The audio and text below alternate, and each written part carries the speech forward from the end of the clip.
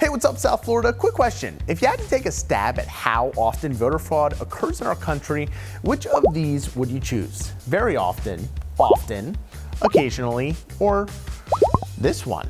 Surprising, right? It's why I wanted to take a deeper dive into everything about voter fraud this week on The Breakdown. Politicians love the words voter and fraud. Voter fraud is all too common. Voter fraud is a serious problem in this country.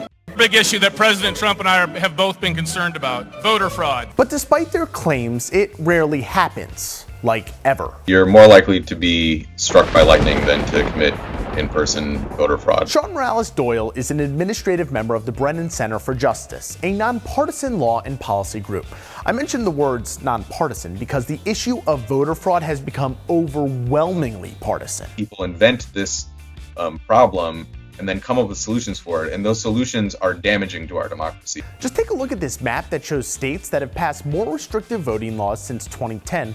You can notice that Florida's included. Politicians say the laws are passed to help protect our voting system when, for the most part, they only discourage qualified people from actually going to the polls. The idea that there's sort of like this rampant problem with individual people committing voter fraud, or that people are getting away with it somehow, I think those are both mostly false. And people often conflate a lot of different things into one term when they say voter fraud. This isn't to say voting fraud doesn't happen at all, because it does. But Sean says it's at such small, insignificant levels that it doesn't garner the policy change some demand. People use this idea that it's prevalent to justify policies that are not actually good for our elections. So next time you hear voter fraud, and think of this. Hi, I'm Quentin Williams, not Dan Grossman, and I'm here to vote.